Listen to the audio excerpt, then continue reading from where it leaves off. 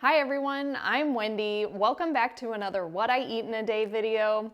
As you can see, I'm healing from a minor procedure, which I'll talk about a little bit later. And of course, I'll cover what I'm eating today.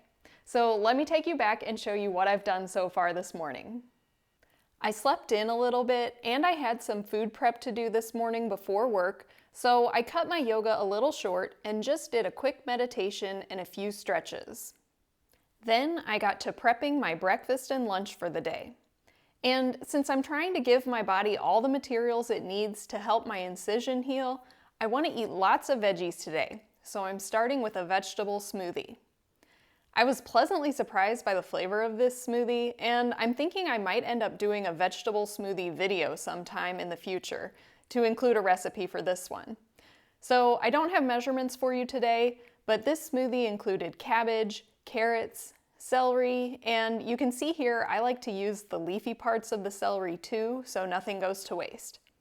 Then I also added some yellow bell pepper, cucumber, tomatoes, and for a little bit of sweetness, I have some frozen apple pieces.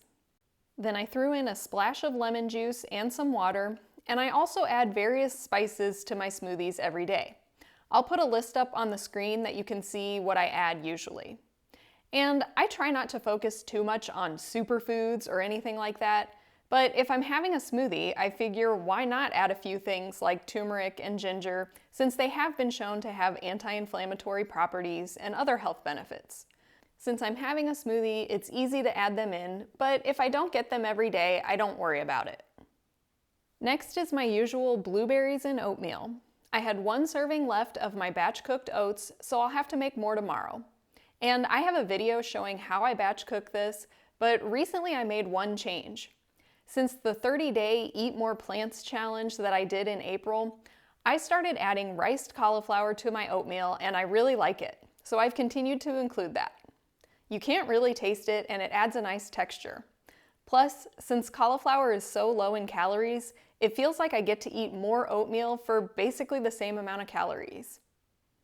I set that aside while I continued prepping the rest of my food for later today. Here, I'm cutting up a few pieces of cauliflower and adding that into a mason jar. I'm measuring this out with a food scale because I'll be making a smoothie with this later, and I need about 5 to 6 ounces. I plan to have this cauliflower smoothie with dinner, so I'll put a lid on that and keep it in the fridge. And now, on to my lunch prep. I work from home, but when I have the time the evening before or in the morning, I like to prep my food so that I don't have to take a lot of time on my lunch break to prepare my food. I can just grab it and eat it. Today I made a salad and put that in the fridge. I'll show you everything in the salad at lunchtime, but for now I'm going to eat my breakfast.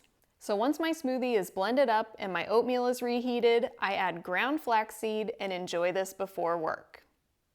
As I've mentioned before, I work from home for a mortgage company. So I basically do a lot of online paperwork, organizing and reviewing loan documents, which doesn't sound so exciting, but I'm thankful for a job that I'm able to do from home. Working from home is also great because when I take my breaks, I can get a little bit done around the house. Like today, I did a little bit of laundry. When it was time for lunch, I grabbed the salad out of the fridge that I had prepped earlier. This morning, I chopped some spring mix greens, and then I topped that with cucumber, celery, and cherry tomatoes. These were pretty large cherry tomatoes, and I don't like big pieces, so I quartered them. Next, I had a leftover radish and turnip from my CSA box last week. I don't know how to pronounce the name of this kind of turnip. I'll flash it up on the screen here, but these turnips have a really mild flavor and are great raw. They give a nice crunch, so I like to thinly slice these on my salads. Next, I added some sliced bell pepper and finally some onion. I prefer red onions on my salad, but today I only had a yellow onion. So that's what I prepped this morning, and now I added some kidney beans, hemp seeds, and a salad dressing that I mixed up a few days ago. This is my go-to dressing made of balsamic vinegar, lemon juice, water, stone ground mustard, and spices. Along with my salad, I also had a couple of clementines and a small portion of chia pudding that I also made this morning. Recently, I started making chia pudding most days because I realized I wasn't getting all that much omega-3. Most of the plant-based docs recommend about 2 tablespoons of ground flax or chia a day, and I really was only getting 1 tablespoon on my oatmeal.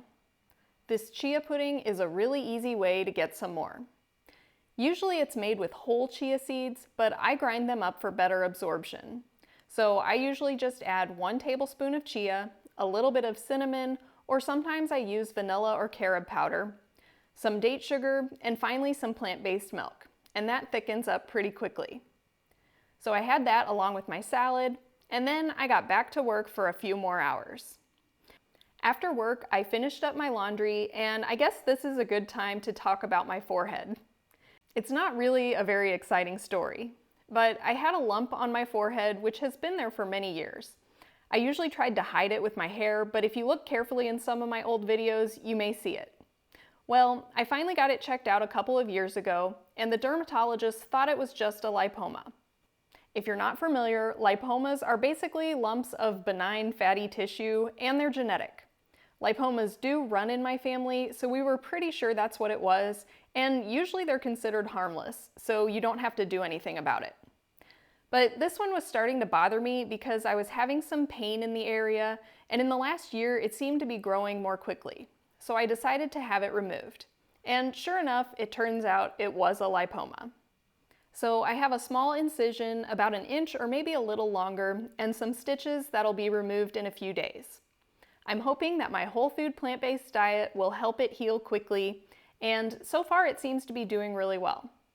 Most of the swelling went down after the first day, and they said I might get a black eye on day 2 or 3 just from everything draining from the area, but I don't really have any bruising or swelling at all, and it's been about 4 days, and to me it looks like it's healing very well.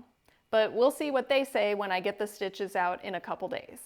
And in the meantime, I'm trying to eat high raw to help it heal. That's why I'm doing so many veggie smoothies and salads today.